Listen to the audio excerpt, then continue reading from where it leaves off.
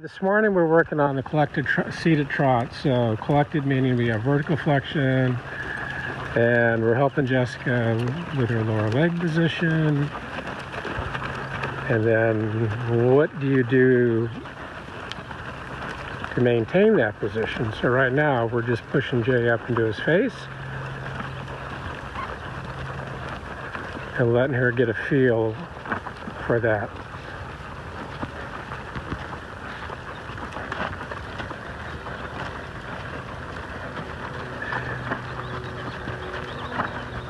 That looks pretty good, Jay. You're doing a good job helping him stay in position.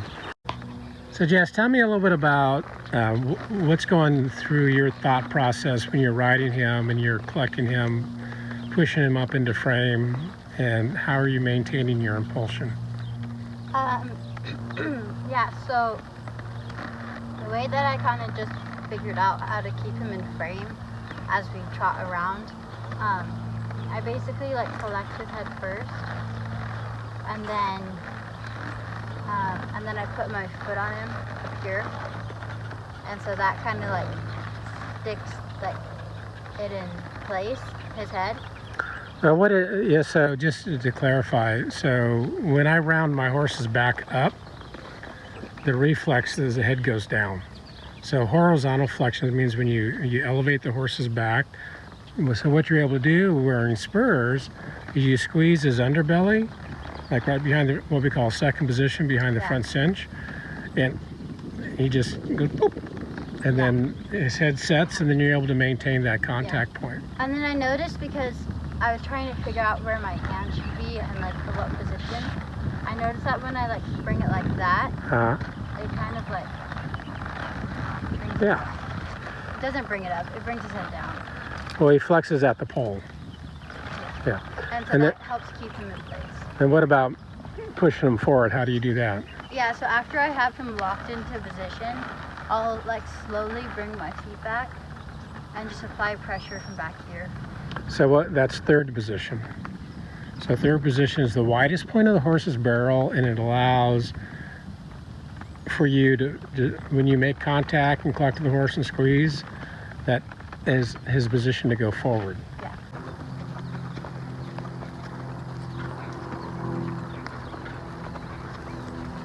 So this is really good. This is just sit on the trot.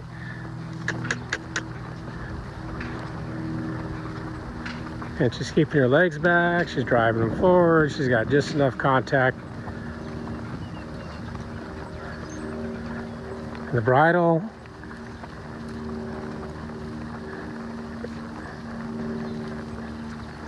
And she's articulating her wrist, which is really nice. Hey Jay, that's looking really good.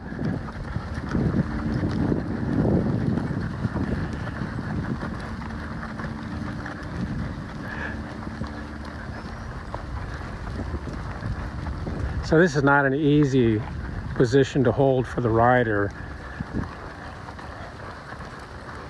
You can see she wants to post a little bit, but no posting. Push your seat down. It's so uncomfortable. Push your seat down. I know it's hard. Come on. It's really hard on your back. It's hard on your back. Well, you learn how to ride. And he's being stiff right now. He's like, boom, boom, boom, because you're making him work and he's fresh and he's like, I don't really want to hold this position. So he's hitting the ground pretty hard. So then what you do is you learn how to round your back and sit on your pockets. That's the opposite of what my chiropractor told me to do. That's because your chiropractor's not a rider. No, I know. That's because that's not what, that's not. My shoulders already naturally roll forward. No, I'm talking about sitting the trot. But my hips also do too. So. Yeah. You win that one. Use your voice. Don't get tight. Just go. There you go. Good. Now, that looks really good. Keep it going. Just cluck down a little bit. Make sure you're breathing.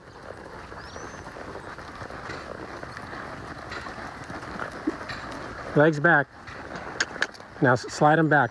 There you go.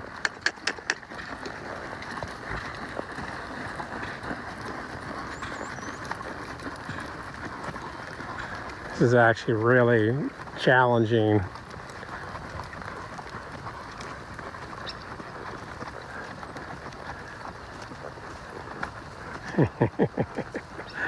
Keep it going. He's just trying to get you to let him go. Keep him working. Eyes up. Let's go. Fearless. Atta girl. Just ride with him. Sit. That looks a lot better. All he was trying to do is make you let go of him. Yeah. All right, we're making some progress here today. So you can see, like, when he keeps his head down, I just leave him alone. When he tries to lift his head up, then I'm going to bring my hand up and squeeze my leg a little bit. I'm still turning my body. I'm still sitting on my body. And if I wanted to go a little faster, I move my legs back. And I clutch them. For the seated trot's hard to do in a fast beat. That's why we pose. And I'm going to go the other way now.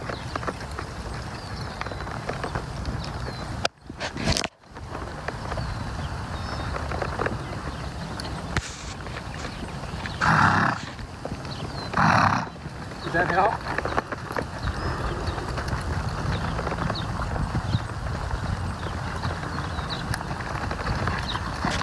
So we were talking about horizontal flexion, which is the top line, okay? Vertical flexion means we're flexing at the pole through zone 1. So you have to be able to ask your horse to release like that, okay? And then when I want them to round up, see how I can use my spur and I can lift and watch my saddle lift. Okay, and then the reflex, of course, is that hip goes down. So over time, we strengthen really the trapezoid, the shoulders, the top line, the bottom line of the abdomen. Kind of like at the core. This is the waist of the horse. This is the heart girth. And so as the horses get stronger, this becomes easier for them to do. And that's what we describe as self-carriage. In other words, all I have to do is go like this and the horse can hold themselves in frame. So it's like a really good athletic dancer, right? They're able to dance, a ballerina, for example, and hold themselves in frame and do all the movements that's necessary. But you have to be extremely fit to do that, yeah. Right? Or a martial artist, for example. Okay, so good boy.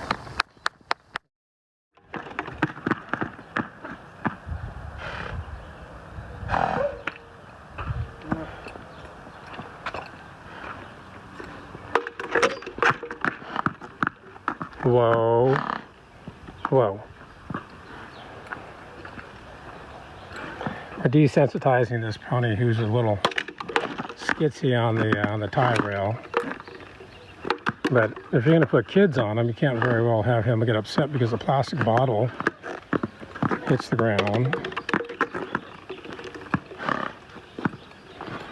All right, good pony. It's a good pony, but again, this is all, you know, it's a little breezy out today. So he's looking at it and he's like, wow.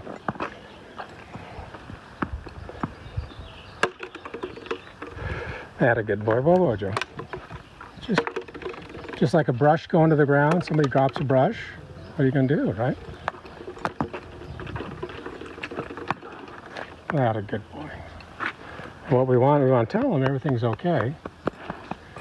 But if you didn't know that and you were working with him, you know, kids are, right? That a good boy. And that's a safe way to, right? That's a safe way to desensitize.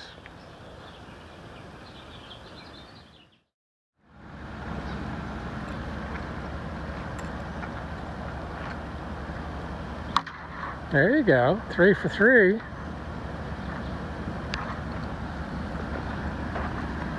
How you think we can do that? Just pull it. Pull. Lady's like, oh.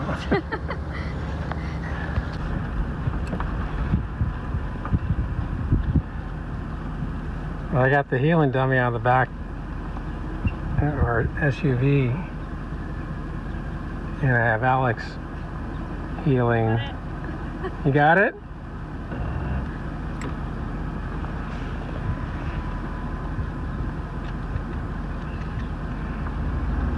She's up on Lady Cat. So this is how we teach our entry-level healers, ropers. In this case, teach her how to rope in so we can practice on the roping dummy, and then when she gets a little more confident, then we'll set her up on the round pin and we'll rope some of the calves.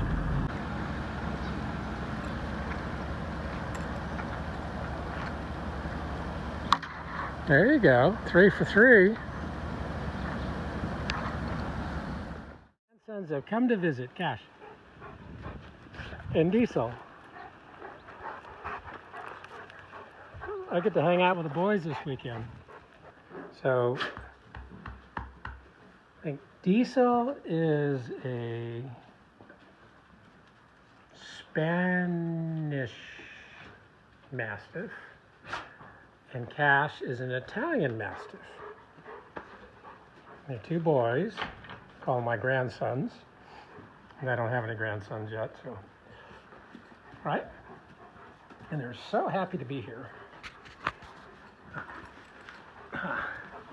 Yes, you are. Yes, you are. You're so happy to be here. Right? What are you doing, Cash?